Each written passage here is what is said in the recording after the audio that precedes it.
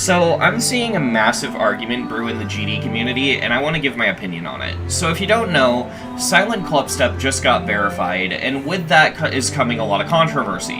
And that controversy is this level top 1? That's the controversy. That's what people are arguing about. And I want to give my opinion on this because I feel like I have a lot to say. Now, bear in mind, I'm not a top player. I cannot talk about the difficulty of these levels. I don't know how difficult Silent Clubstep is. I don't know how difficult Slaughterhouse is. I can't complete any of these levels in practice mode, let alone, you know, gauge their difficulty. So, with that in mind, just take my opinions with a grain of salt. However, I'm not going to be talking difficulty, I'm just talking about how the game works. So bear with me and hear me out, as I think I can still provide some useful information. So, the thing about Geometry Dash is that there are different game modes, and just to name a couple, there's Ship, Cube, Robot, Spider, Wave, so on, right? There's multiple modes. And the thing about having different game modes is that naturally some people will be better at one game mode and worse at another. Just using myself as an example, I'm really good at Wave, I'm terrible at UFO. So a level that focuses on Wave, I'll be able to do pretty easily, but a level that focuses on UFO, I'll be terrible at. This is why 9 Circles was such a fun level for me to play, by the way. But yeah, no, it's a weird situation where you can't really truly gauge the difficulty of a level because it'll always be easier for one person and harder for another. There isn't a level that's just universally easy, because someone somewhere will find that level hard.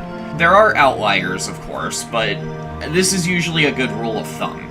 I guess a good way of putting it is, there's an ongoing debate similar to the one we're about to discuss on whether or not Clubstep or Theory of Everything 2 is harder.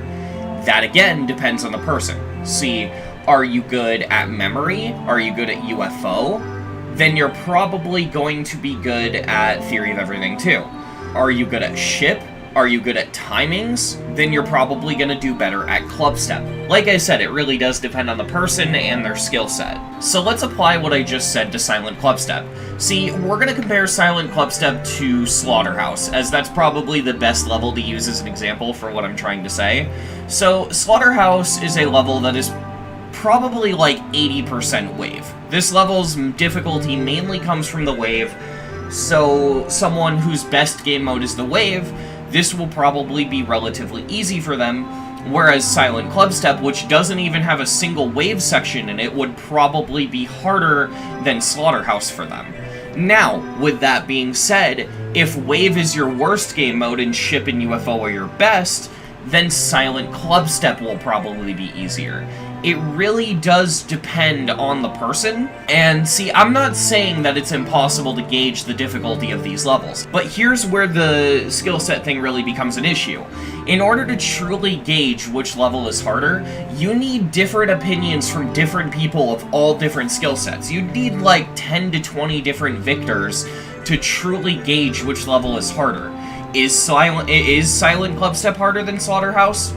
Who knows? We're gonna need multiple people who are both good and bad at Wave to determine that. It all comes down to data, and right now we don't have any. We only have one victor of Silent Clubstep, and that's the verifier. So, will this level be top 1? Maybe. We do not know yet. It might even end up being a Sockapin Circles situation where people think Sockapin Circles is harder than Slaughterhouse, so it gets placed at top 1, but then a couple weeks later it gets moved down to top 2. You know what I mean? Like, we don't know. So will Silent Clubstep be placed as a top 1? Maybe. And that's a hard maybe. We won't know until we get more opinions. Because just the task of comparing Abyss of Darkness difficulty to Silent Clubstep's difficulty alone is a challenge. So, I just want to make this video to sort of say, don't get your hopes up. I would love to see Silent Clubstep placed as a top 1 just as much as the next person, but don't get your hopes up. This level could very well be placed under Slaughterhouse. We don't know this yet.